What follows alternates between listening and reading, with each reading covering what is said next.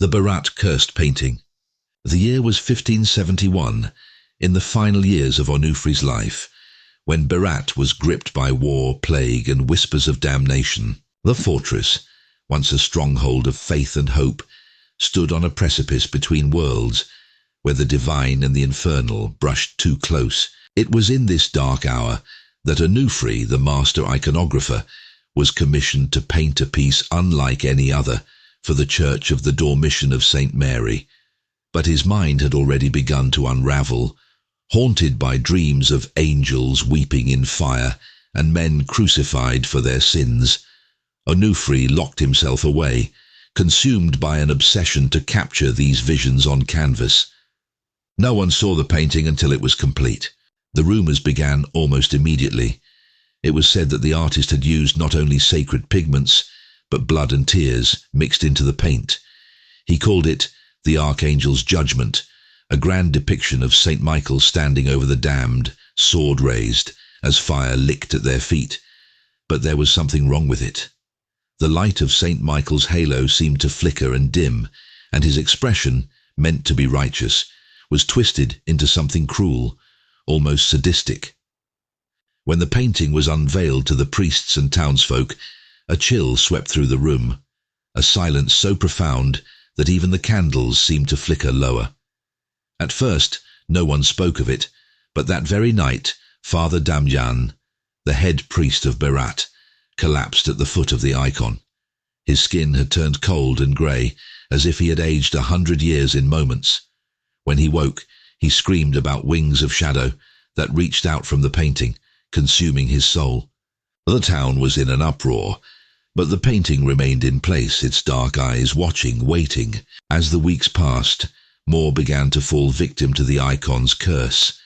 The symptoms were always the same: a lingering gaze too long upon the archangel's face, followed by dreams so vivid and terrifying that the victims would wake screaming, drenched in sweat.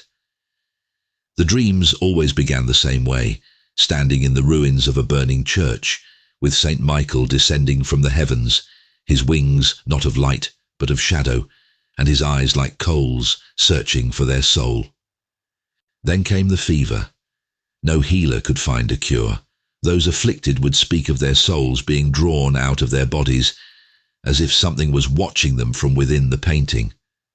The final stage was madness, visions of the dead rising from their graves, of Berat's streets flooded with blood, and always, at the heart of it, was the archangel with his flaming sword. The church attempted to remove the painting.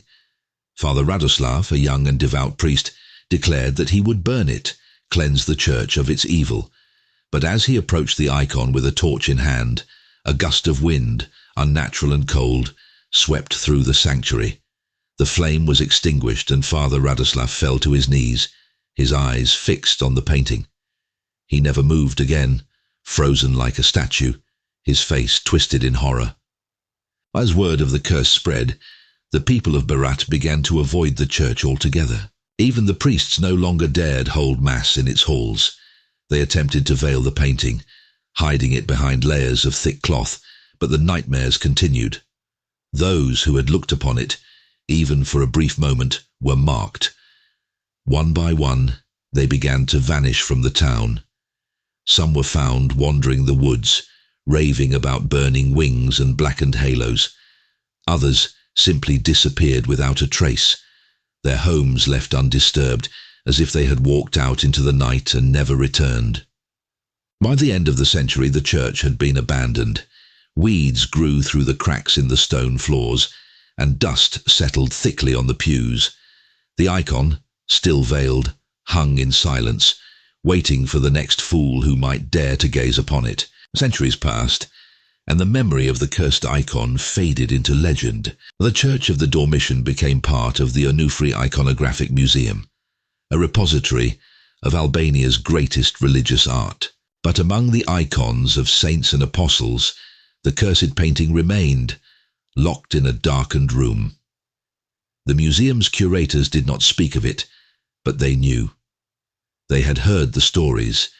They had seen the eyes of those who looked upon the archangel's face for too long, how their expressions shifted, their smiles faltering, as if something unseen was pulling at the strings of their minds.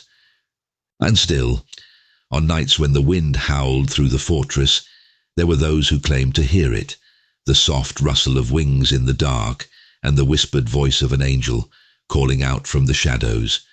Those who heard it were never the same.